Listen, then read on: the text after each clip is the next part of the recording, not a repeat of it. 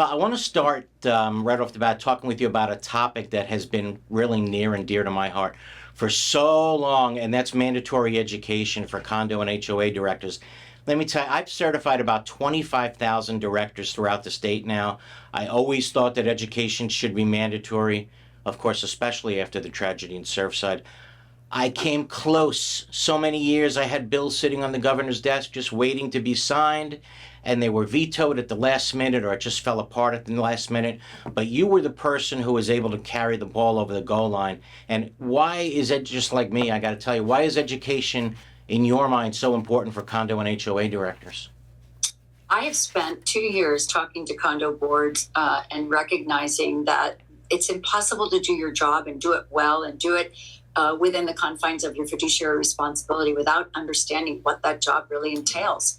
And, prior to the bill being passed, you could either sign a piece of paper that said you knew what you were talking about, or you could take the course. Right. And most people did not take the course. They said, exactly I think I've read the bylaws. I think I know what I'm doing. Yeah.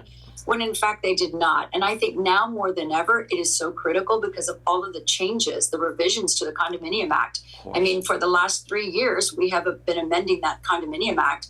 And this past year, we really amended the governance side of it. So it's imperative that people have training, and not only the 4-hour training course, but the continuing education, because you can serve on a board for 7 years. So you should have to, I'm already working on Condo 4.0. That's so incredible. As I revise Condominium Act, you have to be able to be kept up to speed. And so it's imperative in my book. Of course, I think it saves lives, quite frankly. It will save lives. I got to tell you, I've seen situations where it's the night of the election, these 5 new people get elected to the board, and I see the manager hand out that ridiculous form and said, just sign here, now you're certified. Isn't that a terrible way to actually get certified? I mean, that should never have been allowed in the first place, quite frankly. Well, and I have to put that onus on the property managers. I mean, Of course. They shouldn't be saying that. On the contrary, Right. They should be telling them this is a huge responsibility and you need to take this course. And here are the courses that you can take when you can take them online at your convenience. Of course, I agree totally. But what do you say to those people who say, wait a minute, if you're going to make directors go to school a little bit, it's going to prevent people from running. You're going to push people away.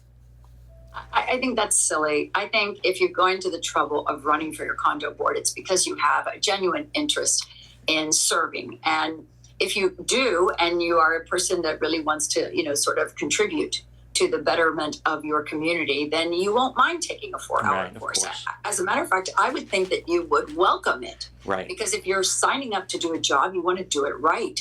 And you surely don't want to be caught off guard and not know, be held accountable to those things that you didn't know. I mean, I would think everyone would welcome it. So when I teach a class, I have everybody fill out forms saying, what did you think of the class? What was the worst thing about the class? And you know what I typically get back after 4 hours? It was too short. Okay? I'm afraid. It was too Eric, short. I'm glad you brought that up because I'm afraid that it is too short. Yeah. There's so many things to cover now. Exactly. We really have to make sure that we hit the high points where the fiduciary responsibility and the financial responsibility are covered, because there's plenty of that going on now that was never there before.